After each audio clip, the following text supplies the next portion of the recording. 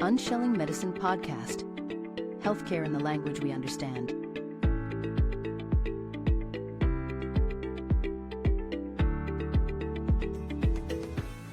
Hello, welcome to our episode today. I happen to have a colleague today, and I'm very excited for this conversation. So I have Angel Altman with us today, and Angel made time to talk about things that I know will resonate with a lot of people, and it will also be informative and educational. So Angel is the founder of Tea of Life Apothecary. You've never heard that word. She's going to explain what that means, right?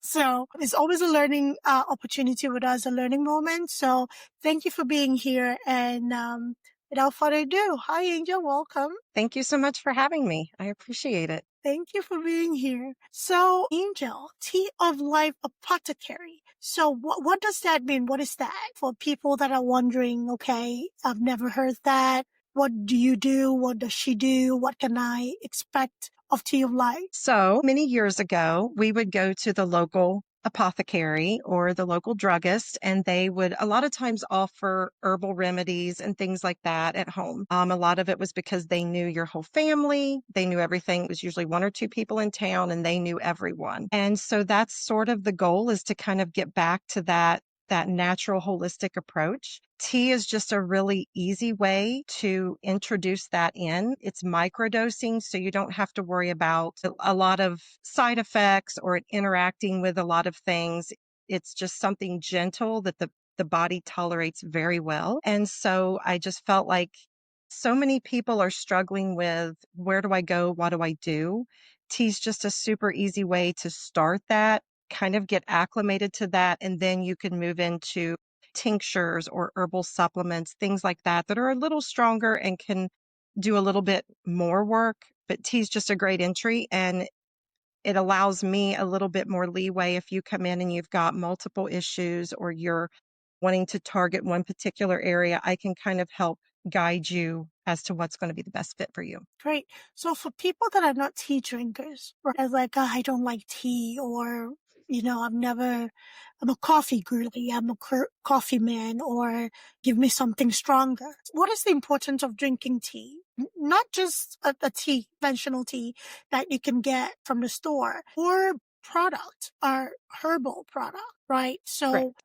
If somebody is curious, like, what makes what you're offering different from what I can, walk into a store and get off a shelf? So a lot of times when you go to like Walmart, Kroger, whatever it is you may purchase your tea at, you get a little bag and it looks like it has a powder in it. So a lot of times they grind those components down to where it's a really fine powder.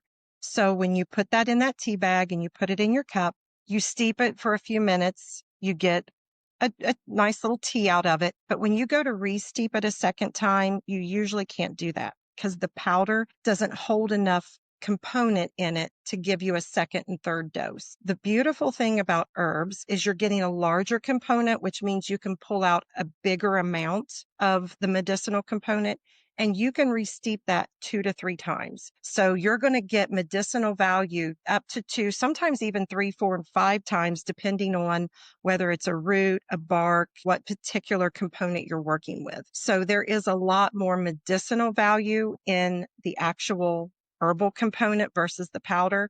Plus you can reuse those leaves multiple times. So why would I want to go the herbal route? I mean, we have pharmacies, we have doctors, we have modern medicine, right? If somebody's coming to you, somebody's never tried anything natural, like, I don't know about this. This really sounds archaic to me. Like, don't we already have this in cleaned up bottles and pills? Right. So why herbal remedies? Why would it be important for people to include that in their lifestyle? Well, it's not just herbal remedies. You also have to make lifestyle changes as well. You take medications every day to treat blood pressure, diabetes, different things like that, and they manage it, but they really don't treat it and cure it. You never hear of somebody taking blood pressure medicine for 6 weeks and now their blood pressure is cured and they're off that medicine. Right. Or same thing with diabetic medications. They don't take it for 4 to 6 weeks. Their diabetes goes away. Now they're better. What a lot happens a lot of times is they make lifestyle modifications. They cut out the processed sugars. They change their diet. They add in activity. They do these things, which makes the medications work better. And a lot of times they can sometimes cut those medications back or even get off of them. But there is that responsibility on themselves to do that. Same thing with herbal supplements and herbal teas. One of the best benefits, though, is there's very few side effects. So if I take something for blood pressure, a lot of times side effects can be a cough, a headache, dizziness, and they tell you, well, it takes 4 to 6 weeks to kind of acclimate to it. So just bear with it. A lot of times with herbal supplements and herbal teas, you don't get that adjustment period. Again, it's microdosing, so the body handles it very easy. It just sort of gently supports. It's not forcing anything. So it allows the body to kind of come back into that natural flow correctly. But on top of that, the side effects might be more positive benefits. Yes, it helps to support the liver and it gets the liver flowing better, but your skin clears up in the long run, or your constipation goes away instead of it causing these issues while you're taking it, as many medications do. A lot of times this alleviates some of those other side effects that we experience with medications. So, on the safety side of things, you have a practice that people come to you, right? And we also have to take into consideration the internet does exist, and most of these things do exist online stores and different places, right? So, on the safety side of things, should a person err on the side of caution when purchasing herbal product?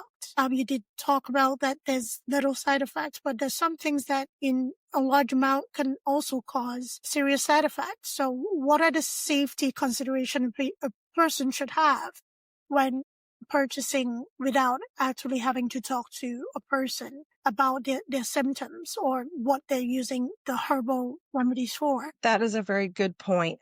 And a lot of people, they listen to TikTok, they listen to Instagram, they get all of their medical advice from influencers. But that's where the nursing background comes in, because people hear a lot, for instance, St. John's wort. A lot of people hear about how great that is. But if you're already taking Zoloft, Effexor, something like that, and you come in and, oh, I'm going to start St. John's wort, that's going to help me, you're actually going to cause yourself trouble. So yes, some herbs you have to be very careful if you're on medications or if you're somebody who is prone to a clotting issue, or somebody who has, maybe they're on an aspirin every day or even a blood thinner. You want to be careful taking something like nettle. Nettle helps to thin the blood, as does cayenne pepper. So these are things you want to be careful with because they can potentiate and cause a problem. So it's always important that you do work with somebody who has some knowledge of the herbs and what they work with. But that's also where my nursing background comes in very beneficial, because a lot of times my customers will come in, they'll bring their list of medications. We go through those meticulously because my goal is to make sure that we are supporting, not causing you any additional trouble. And less is always more. So many people, we want to get better faster. So we think, oh, well, if a cup of tea a day is beneficial, 4 cups, surely that'll do it, right? But no, less is always more. It is always progression, slow, steady, be consistent. Consistency is the key, not so much quantity. Thank you. So you actually answered my next question, because in the past we would have an apothecary in a community where the owner kind of like knew the family history, and understood what the need was. So how is your process with your patients? Yes, you talked about having to do a medication reconciliation, which basically is going through the medication list, the list of current medication. What else do you do to get to know the people coming to you for support? Right. So if I'm new to you, you don't know me. However, I've seen your business or I've seen testimonials. I'm like, I kind of like need support in this area. I'd like to work with Angel, and I reach out to you. What is that process like so that you, as a practitioner, You're making sure that you meet my needs. And also you're taking me along that journey, because that's very important for me to understand how you're going to help me as well. Absolutely. So, first and foremost, the very first question I ask people anytime somebody comes through the door, there are multiple studies on this. The very first question I ask, on a scale of 1 to 10, 1 is the worst, 10 is the best. How much do you love yourself? Truly love yourself. How much do you value and love yourself in comparison to your spouse, your children, your parents, your coworkers, your best friend? That almost always tells me where you're at and what your likelihood of healing is. And there are multiple studies, 2 women, both very similar backgrounds, demographics, everything. They're both diagnosed with stage 4 breast cancer. One lives, one dies. Why does one live? Because she advocates and treats herself just as she would if she was trying to take care of her spouse, her children, her parents. She puts that same effort into caring for herself. She sets boundaries. She's very diligent in her own care, just like she would be taking care of someone else. The person who succumbs often is still worrying about everybody else. They're always putting other people first. They're always worried about everyone else. Oh, I'll take care of myself later, until they get so far gone. And so that self-love is a huge component in your healing. And that's usually where I start. We can do a million things. You can do all the treatments, all the care, all the medicine. But if you don't love yourself and you're not taking as good a care of yourself as you are everyone else, then a lot of times you're the one who suffers for that. So that's usually where I start. That's the foundational for all of my treatments and help for anyone, is that self-love, that foundational lane. Then we have to focus on setting new habits, setting new goals for ourselves. Some people, they want to do everything because they want to feel better, but their approach often is, oh, I'm going to do it all. Then they make one mistake, they get frustrated, they throw their hands up, they say, yeah, I can't do it. Or they get overwhelmed hearing everything and it just seems just too much. So simply, we start with one goal. This is your goal for the week. Accomplish this. We will take on the next goal. It's resetting those maybe maladaptive habits that we've had in the past that have not allowed us to succeed in our health. It's also helping to educate. You have to understand your responsibility in this and your accountability. Unfortunately, we've been taught as a society to hand over that to a doctor or to a hospital that has our best interest at heart, but they also have 3,000 to 5,000 other patients, and we only get 5 to 10 minutes in with them, and they're supposed to have all the answers for us. There is an accountability on our end. We have to start at the end of our fork. What are we eating every day? How much sugar do we take in? What are we watching on TV that puts us in a negative state emotionally? These are all the things that we have to consider. And we go through all of that as well while we're working on implementing teas, implementing tinctures, implementing small modalities, maybe a rebounder or simply a morning guided meditation to kind of help start resetting this healing foundation. That's really important. So let's go back to the foundational thing you talked about. And I know we kind of like had about it in the beginning, like you have a lot of your plate. I'm sure you do too. So as women, okay, I'm glad you used the example with 2 women. As women, as caretakers, whether you have children of your own or not, you're taking care of your elderly parents, or you have a pet, whatever that is, right? So as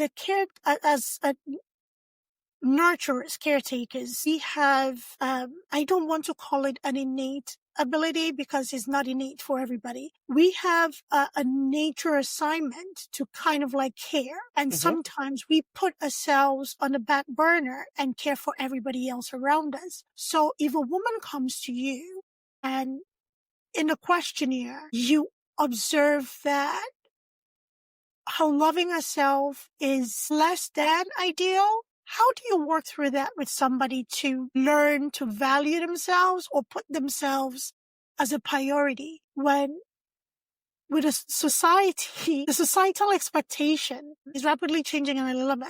Societal expectation is to be sacrificial.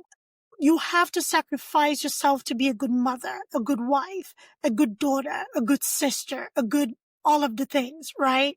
So how do we walk through that? Well, you're right. A lot of that is society has taught us that. The biggest thing is, and I work from a Bible base, so everything I do is biblical. Because when God looks at us, he doesn't look at your husband, your children, your parents and say they are more important than you. He looks at all of you and sees all of you equally. And when you look at your kids, you wouldn't want to see one of your children taking care of everybody else and neglecting themselves. You have 5 children and you're watching your kids grow up, and maybe this one child takes care of all their siblings and does everything for them, but slowly it's wearing on them and tearing them down. You're not going to be like, okay, that's just her. You're going to be like, honey, you've got to take care of yourself. You're important too. And so I really believe that's how God views us. And I believe that that's how he wants us to care for ourselves equally, not more. We're not on a pedestal. This isn't a self-indulgence, but it's equal to those around us. If we need something, we should be allowed to take that time and care for ourselves. If we are overwhelmed or overworked, we should be okay to say, no, I can't do that, and not have to deal with making excuses or answering as to why we said no. Self-care should not be something that we have to justify. It should be just as important for us as it is to take care of our children and our family. So often I think we lose sight of that. And I think sometimes a more personal element for me, sometimes we get something out of that because we perceive a need and we see somebody suffering and we feel their pain and we feel them hurting. And if I can ease that, I won't feel it. And so we also do that route too. So that we have to take that into consideration, because sometimes we overwhelm ourselves, overwork ourselves, trying to take care of others because we perceive their pain instead of learning how to emotionally set those boundaries for ourselves as well. Absolutely. So in a culture where that sacrifice and basically running yourself into the ground is celebrated as the mark of a good daughter, the mark of a good wife, the mark of a good mother, how do you have somebody unlearn that? And at a point where it's critical. So if somebody comes to you and they have a chronic disease, so whether it's lupus, whether it's high blood pressure, diabetes, any thyroid or endocrine related disorder that is just wreaking havoc on their bodies, and they are actively seeking support. How do you work through all of that? Because there's a part that a lot of psychotherapy is required. You know, you talked about the work. So if you encounter something like that, somebody of a different culture that actually celebrates that sacrifice and not valuing yourself as a mark of a medal of honor of some sort, how do you work through that? And have you encountered that in your practice? I have not encountered it here. I have encountered it at a previous office that I worked at. I don't want to necessarily list where she was from. Their culture is to be very subservient and very self-sacrificing for their family. There are still things you can do. There are still steps that you can take focusing on self-love. You can still live within the boundaries that you choose to live within. Now, my question to her was, what changes do you want to make? This isn't forcing someone to step outside of what's comfortable to them. This is not forcing someone to take on my thoughts or my beliefs. The goal was to find out what her end results were within her realm of her culture and to help her meet those that way, to give her the most optimal outcome. And I am very honest with a lot of my customers. If I'm not fully aware of their religious backgrounds, their cultural backgrounds, I want to hear more. I do want to investigate that and research that and learn about that. Because again, this is not about telling someone to do it this way or my way or this specific way. This is about your way. What is best for you and helping you find that along your path. Yeah, beautiful. So I have a nursing question that I'm going to reserve for later. Okay. What got you here? You went to school, you did the nursing thing, did traditional healthcare work. I'm sure something nagged at you. Most of us is usually things that affect us, that gets us into a path of, oh goodness, I have found something and I have to help other people. So what was that journey like for you to start this business to help people and support people on their healing journey? Well, when I first started into nursing, I kind of shopped around to find out what was going to be my favorite place. And in my mind, it was going to be labor and delivery. Mm, That was my end goal. I wanted to get there. And I got there. I did it 9 months. And I said, I can't do this another day. And so I started shopping again. And now I'm, just really, searching because that was where I thought I was going to spend my career. And what I found was around 40, I found myself transition out of conventional nursing into a more functional holistic. And I'm okay. like, oh my gosh, this makes sense. I had asked for years, we would have women come in 300 pounds, diabetic, blood pressure issues, and they would have all these medications and we would be adding another one on. And I would ask, what don't we find out why they have high blood pressure? And a lot of times I would be told, well, look at them. They're 300 pounds, diabetic, high blood pressure. Their mother was 300 pounds, diabetic, high blood pressure, their grandmother, and so on. And it still didn't make sense. And I would be told it's genetics. Well, when I got into the more functional route, I realized, well, genetics plays a part, but so do coping mechanisms, eating habits. We carry a lot of genetic stuff, and a lot of that can be emotional too. So all of that plays a role in how our body responds. And whenever I started finding that there were root causes and ways to help people figure that out, it was like the light bulb came on. And it was, again, divinely orchestrated that I would end up where I was at because when I was 43, I was told that I had lupus and my options were medications and deal with it. And the funny thing was, nobody in my family had this genetic autoimmune issue, this predisposition. I had no one in my family that was dealing with autoimmune. So it's not like I could look back and say, oh, it came from this or it came from that or this person or that person. And so I went back to the office I was working at. And that's when I really dove in for myself. And I changed my eating habits. I changed my supplements. I changed my lifestyle, what I watched on TV, what I saw on social media. I changed everything about my life. And in doing so, my symptoms just kept receding and just kept reducing. And they told me when I was initially diagnosed, as fast as things were progressing, that there was a likelihood by the time I was 50, I would require oxygen and maybe a wheelchair to get around. And I am now 50. I am nowhere near ready for an oxygen tank or a wheelchair. I am healthier now at my given age than I was in my 30s. And a lot of it is because I have made not only the lifestyle changes, but what I had to really do is I had to dive into that self-love. And I even tried to keep a track of everything. I ended up writing a book about it. But that's one of the things in the very beginning. If you would have asked me how much I love myself, I would have easily told you, oh, a 4 or 5. But down deep, it was probably a negative 6 or 7. And what people don't realize is when we love ourselves at a negative state, we treat ourselves harshly. So a body with a harsh mind can't thrive. And so if I have a 3 or 5-year-old child and I'm constantly saying, you idiot, you are so stupid. Why did you do that? That child is going to grow up with so many issues. They're going to struggle. So what do you think your body does when you say those things to it over and over? When you're harsh, when you say awful things? That's one of the components of dealing with self-love is changing the way we speak to ourselves. If you scream at a child, they tighten up. And then we get into our 40s and 50s and we wonder why we're all tightened up and we hurt all the time.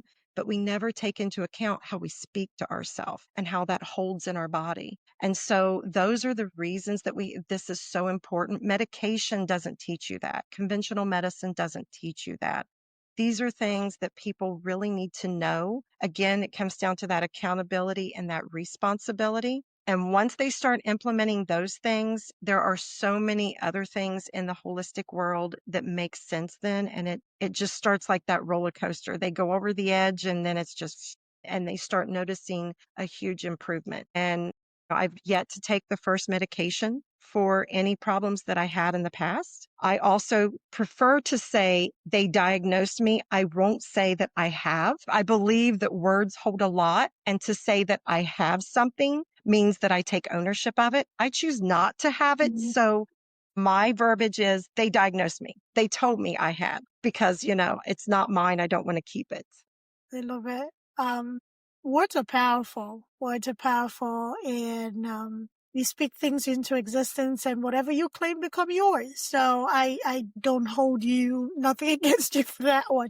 To, conventional medicine, modern medicine, or whatever you want to call it, is your practice complementary to it? Because there are people that may be listening to us talk and they have a relationship with their doctors, with their practitioners, and they feel like, oh, I don't want to break up with my doctor. Or my doctor has my best interest at heart. So would you say your practice is complementary to what somebody already has in place? And this follow-up question to that will be, how much do you encourage traditional modern medicine practitioners or conventional modern medicine practitioners? How much do you encourage that kind of a collaboration with practitioner like yourself?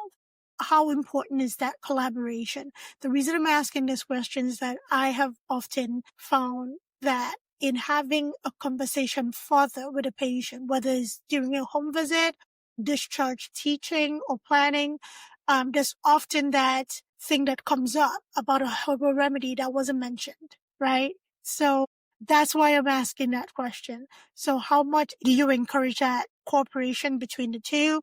And also, for anybody listening who doesn't want to break up with their doctor, is this complementary to treatments modalities? Absolutely, it is. The goal is never to replace medical treatment, ever.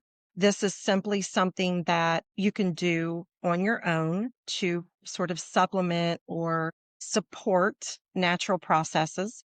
This is not something, I wouldn't even call it treatment. I call it support. It's a supportive measure to support natural body processes, to support the liver function, to support detox. And in many ways, it also helps support hydration because drinking tea tends to help hydrate the body as well. I do encourage people to strengthen their relationship with their doctor. And my biggest thing is there are some doctors or in my particular area that are very open to this type of thing.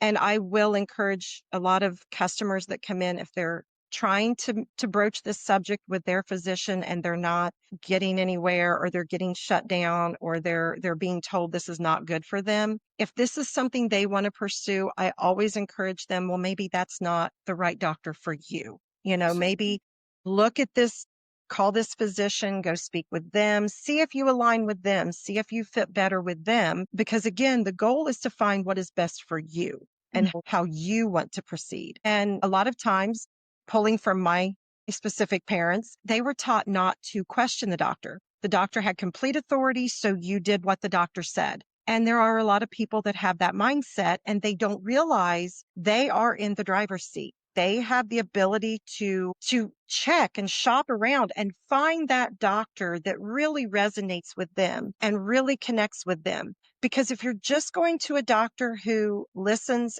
and prescribes you a medication and then out the door he goes, that's okay if that's what you want. But if you go to that doctor who you start joking around with them and you can carry on a conversation and you really just have this connection and you find that, oh yeah, they have the similar mindset, similar likes and dislikes, you just connect with them better. Your quality of care actually goes up because your trust is more, your belief in them is more, and you're more likely to adhere to their recommendations, and they're more likely to tailor recommendations to how you want to be treated versus just simply, here's your prescription and out the door you go. So look at that patient-doctor relationship as just that. It's a relationship. And over time, if you go to the same doctor long enough, it should become somewhat of a friendship. I mean, it should become more of a friendship. And if you really think about it, think of many years ago when you had the town doctor. He knew everyone. He knew everybody. He was the go-to for the town gossip because he knew everyone and everything about them. But that's how you want it to be with your doctor. You want him to know everything about you. That way, heaven forbid you end up in the ER or you end up in a bad state. He knows you so well. He's able to pull that out, and he's going to know they want to go a more natural route. They want to go a more, holistic route. and they're going to implement that into your treatment as well. So I am a big advocate for finding the right doctor for you, finding the right doctor that allows you to have that relationship over time. And if you have a doctor who maybe isn't that open to holistic treatments, I'm also open to speaking with them if they want. My goal, again, is not to change anybody's mind. It's not to say, okay, you're doing it wrong. My goal is simply to say, this person is looking for a more natural route. These are the options. I would rather help them than for them to feel like they have to hide this from you. The hiding is very harmful because thank goodness for good assessment skills. I've been able to find things out that would have been catastrophic with drug interaction. There's an experience I had, that was about 3 years ago, 3 or 4 years ago. I went for an in-home infusion therapy. I was a patient who was receiving antibiotics at home. So 3 days prior, did our infusion and everything was fine. So with the infusion, we had to do labs before we do the infusion. Again, tourniquet, everything there went in. Her blood came out a little thinner than I was used to. So I'm like, okay, cool, right? Fine, whatever. So, again, done, test tubes labeled, and hey, gauze tape, hold it, right? And she held it in place. So as I'm packaging everything, I'm like, okay, this should be long enough. So I go to take off the gauze to put a Band-Aid so I can focus on preparing the infusion. And I took the gauze off and blood. I'm like, wait, why are you not clotting? So, and at this point, she's worried and I have to be calm because she's panicking at this point. Like, why? Why am I not, like, why is it still bleeding? What happened? You know, how deep did you stick me? You know, all the natural questions. Right. Correct. So I'm like, we did nothing different. However, has anything changed with you? Your prescription is like nothing. You were just here 3 days ago. Nothing changed. I haven't done anything. I actually feel more relaxed today and we're going through this. So, I asked her, so what did you have for breakfast today? Cause I'm at this point eliminating things in my head. What did you have for breakfast today? She's like, all I had was just toast and tea. I'm like, tea, okay? What kind of tea did you have? She's like, today I just felt like it and I had a really big cup of hibiscus tea. I looked at this lady and she saw the relief and also like, are you serious? Look on my face. So she's like, what? What did I do? What did I do? I said, you had hibiscus tea. It's like, okay, yeah, it's natural, it's healthy. And it's also blood thinner. I didn't know that. Nobody ever told me. I said, yes. And you had a big helping. And she had a very healthy cup of this hibiscus tea. So again, things are not harmless. Right. She felt good. I'm happy for her. However, she put it in a position of panic because I thought of everything and anything under the sun. She too, but I had to keep my composure and go through the process of elimination. So it is very important to get in front of things because you just never know. And education is very important. So I'd rather a patient not hide something. Again, another story. I had a patient who was taking activated charcoal every morning with her prescription and telling off all her doctors they were quacks, nothing works, and all this prescription. So I asked her for her prescription. She brought me the prescription. I'm like, okay, do you have any supplements that you take? Anything that the doctor doesn't know? OTC, I need to see it. So she's like, oh, that basket. And I went through the basket. And when I pulled it out, I'm like, okay, so who prescribed this one? Oh, that was a recommendation from my neighbor. And my neighbor swears by it. It does great. It filters the blood. It does all these things. I'm like, okay, cool. It's filtering your blood and all your medications too. Mm-hmm. Do you understand that? It's practically neutralizing everything. And she was taking about 2 capsules every morning. Oh. I know, for the longest time. So again, good assessment, good, communication, and also establishing rapport. If I came in there and naturally I knew her doctors were not all quacks, right? And I knew there was something behind it. And I had to have established that rapport with her to better understand what was going on. And I wasn't chastising her for having these opinions. There were opinions, and doctor or not, her opinions. But we got to the root of it. So it's important for doctors or nurse practitioners, PAs, to really listen to the patient and create an environment that the patient can be honest with you about the supplements they're taking outside of what you prescribed. Because some people are genuinely scared to say something because they fear being judged. They fear being called a witch or practicing, Right. in a manner that is not seen by modern healthcare. However, everybody's just trying to do what is good for them, or at least what they think is good for them. So Correct. that's why I asked that question, because being open Yes, can it's like, very, very important. yes, But like I said, it's important to have that relationship yeah. with your doctor where it becomes a friendship. It really should over time. Yeah, it really should. And the driver's seat thing, when you said it, I smiled, because that's what I say to every single patient. You're in the driver's seat, and the doctors depend on you to communicate Yes. so they can treat you appropriately. The doctor does not know everything. Most of them have years and years of experience, but they don't have years and years experience with you. They may be familiar with the disease process, the progression, and the treatment. However, you're unique, you're different, your genetic makeup is different. And we were just talking about this before we got on recording. A lot of this drug clinical trials that are historically known to not be inclusive. Historically, they're working to correct that. However, it's still an issue where it was tried on a small sample of the population and it was effective for that small sample. However, we're expecting to use it to treat the gram. Everyone. Exactly. And we're going to run into issues where we have to experiment in real time. So when we have to put things on top of each other to get a similar effect, that is experimenting in real time. There's trial in real time. Absolutely. It's important that you talk to your doctor. They don't know everything. They depend on you to talk to them. They depend on you to tell them how your body feels. Let's come back to the nursing question as we continue this conversation. How much of your nursing skills or what you learned in nursing has helped you become a better practitioner today when it comes to the listening skills, the assessment, and understanding when a person presents to you? I rely very heavily on my nursing skills. Through the years, it has just become something that I do. Every family function, I walk in and every family member, I do a head to toe assessment like that. I can tell if their skin color's changed, if their hair is shinier or more dull, if the whites of their eyes have changed, do their mucous membranes look? But I mean, head to toe, I will go around the room and in seconds, I've assessed everybody physically. Right. And then maybe I'll see them walk to the kitchen. I'm like, ooh, something's going on with the hip there, the way they're walking.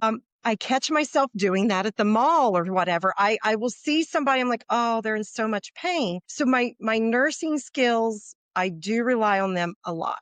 However, what I have come to realize is just as important is you have to rely on the person's perception of their life, not just their life, because that is just as important. So one question that I will ask in follow up to the how much do you love yourself?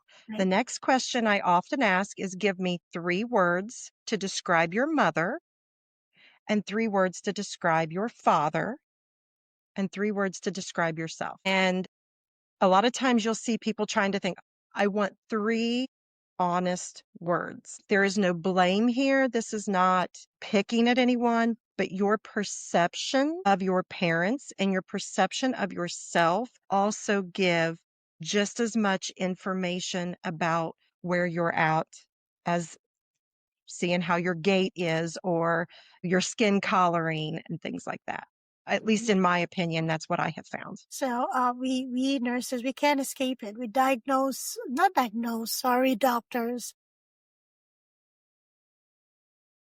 We perform assessments everywhere we go. We can't help ourselves because we depend on it to catch things in a clinical setting. Yes, If I walked into a patient room, they look one way and I come back in, they look different. It's like, okay, what's happening? So we heavily depend on those skills to know, okay, is this a rapid response or is this a matter of just waking you up?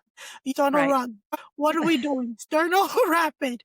The nursing skills follows us even when we're not actively practicing. We're constantly in that position to kind of like, have you been hydrating lately? And I do that with my kids, and they're so over me. So it's like, how much Yeah. water did you drink today? It's like, Mom, how much water did you drink today? It's valuable, and I absolutely love it. So let's talk about how people can find you. You're not just the owner of the Tea of Life Apothecary, but you also do other things. Where can people find you for Tea of Life, and also the other beautiful things that you do in the holistic and integrative space? So I have a shop in Chillicothe, Ohio. So I'm in Southern Ohio. You can also find me online at teaoflifeapothecary.com. I also integrate with a doctor and I collaborate with her, and we have a virtual medical practice, SA Integrative Health, and that you can find that on my website as well. That is by virtual appointments. We do have some local people that come in for in-person appointments, but majority of that is online. We offer some modalities and treatments here. I do a little bit of biofield work. So that's basically working on the energy system of the body. And a lot of times that word kind of freaks people out, but what it means is your biofield is about 3 to 4 feet around you. And if there is a disruption, if you've had surgery and you have scars, if you've had an injury and you have scars, if you have a disruption in the body, if you have something going on, a chronic ailment, a lot of times it creates an energetic disturbance in that part of the body. Just by certain touch and movement, you can a lot of times help to reset that. For most people, it's short term. It's something that it has to be done consistently to kind of reset it. But we also offer that here. The doctor that I collaborate with does dry needling, acupuncture, things like that. So if you're looking for things in more of a holistic, energetic world, that would be some options as well. As far as if you're just looking for options for herbal treatments or herbal teas, I do either virtual consultations with people. You can also call in. I prefer to do those outside of shop hours just because when I speak to someone, I want to give them my full attention. I don't want to be trying to do two different things. I want you to get exactly what your end goal is. So I do prefer to do those outside of shop hours, but I offer that as well. Okay, beautiful. Other than your virtual appointments and visits, so I have a listening audience globally. So if somebody is looking to work with you and they're not in the immediate Ohio area, so how do you go about that? So whether it's with the teaser tinctures, the virtual appointment, how is that? How do you work that out? So a lot of times I will ask that they contact me through email at Okay. teaoflifeapothecary@gmail.com. I'll have them contact me through email and let me know exactly what it is that you're looking for. Are you just looking for herbal information? Are you wanting to get established in the medical practice? And then we will let you know what options as far as appointment times we have available. And then we just kind of go from there. Preferably just a small introductory, hi, these are my current medications, these are my current conditions, just to kind of give me an idea of what we're going to be focusing on and dealing with. And then I can sometimes help guide people. A lot of times people want to start with teas and they want to treat, end stage renal disease with tea. And I'm like, okay, there's a lot of reasons why we don't want to do that, but it allows me to kind of guide them what is also going to be safe for them as well. I like how you brought end-stage renal disease, because whatever goes in has to be excreted. And if your kidneys are screaming for help, don't want to overwhelm it. Just a suggestion. Correct. That's it. Just nice little suggestions. Thank you for that information. So for anybody listening, if you did not catch everything in the conversation, do not worry. We'll make sure all of that information is in the show notes. So you can just click right in to get you to Angel's website, and even the email will be listed and we can go from there. Angel, selfishly, I like to ask my guests to leave a golden nugget or a few golden nuggets for our listening audience. What would you like somebody to walk away with this beautiful conversation you and I just had? My biggest mission for everybody that I work with is we have been trained to give away our accountability and our responsibility for our health. So first and foremost, know at the end of the day, anyone who is handed a diagnosis of cancer, autoimmune, renal disease, heart disease. It is their diagnosis. It is their problem. It is not the doctor's problem, the hospital, the nurses. It is their problem. So that accountability and responsibility falls on them. And it is important that they do their due diligence to find out what is best for them. The other thing is self-love. You have to love yourself. And some of the best ways to do that is when you get up in the morning. And this is what I always start all of my customers and my clients out with. When you get up in the morning, you're going to sit on the side of the bed and you're going to list 3 to 5 things that you love about yourself. And in the beginning, that's going to be very hard, but that's what you're going to do every day. Then when you're in the bathroom, washing your face, brushing your hair, brushing your teeth, whatever it is that you're doing, look in the mirror and you want eye to eye contact. Don't look at the top of your head or your shoulders or your nose, pupil to pupil contact in that mirror. And you're going to say, I see you and I love you. And you will be surprised how hard that is to say to yourself. But you do that 7 to 10 times and you keep doing that. And the third thing is talk to yourself as if you are a 3 to 5-year-old child. If you make a mistake, no yelling, no screaming, no harsh words. Okay, that didn't work out. Let's try again. Speak as if you were to one of your children or to a neighbor's child. Speak gently, compassionately, and lovingly. If you make a mistake and you get harsh, you go back and apologize to yourself. And a lot of times what you will find is your body relaxes and it's like, oh, okay, it's safe. It's okay. So those are the important things. And always do what you feel to be right for yourself. Those would be my nuggets. Love it. Love it. And you can start today. You don't have to buy anything to do it. Correct. Hello? You can start this very second. You listen to it. You go in the mirror, in your bathroom, or wherever it's located. In your car, bicycle, wherever. Use a mirror. Find a mirror. It's so easy, but so hard at the same time. We're harder on ourselves for some reason. I don't know why that is. Some people, not me. We're really harsh. We're harsh on ourselves. And I had to unlearn this. And it wasn't an easy thing to unlearn, but it's absolutely necessary. Absolutely necessary. It makes you handle yourself very differently because the world will break you down. The world is here to do that. So the world does not need your help in breaking you down. You have to be there for yourself to pick yourself back up constantly. And you can't do that if you don't love yourself. So self-love, I've learned a number of things. And some of those practices I don't do, but you best believe it. Angel said it, I'm doing it. So I'm going to integrate a lot of that into my routine already. Thank you so much, Angel. I'm very appreciative and I'm grateful that you made time to be here today and to Thank share. you for having me. Thank you. Thank you to share the beautiful things you've learned. And for every nursing student out there, if I'm not your professor, I'm still your professor. Learn all you can learn. There's so much you can do out in the world. There's Absolutely. so much more than conventional, traditional medicine, all complementary of one another, all complementary. So you depend on you. Your society depends on you. Your family depends on you. The world depends on you.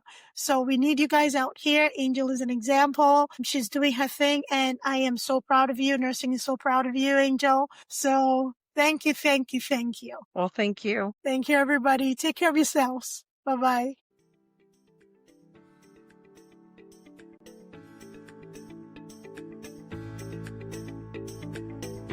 Thanks for tuning in to Unshelling Medicine Podcast. If you want to stay up to date with the latest episodes, make sure to hit that subscribe button on your favorite podcast platform. If you enjoyed today's episode, please take a moment to leave us a review. Follow us on social media at Altruistic Scribe on Instagram, TikTok, Facebook, YouTube, and LinkedIn. We share additional tips, updates, and health-related content that you won't want to miss. Have any questions or topics you'd like us to cover in future episodes? Reach out to us at altruisticscribeco.com.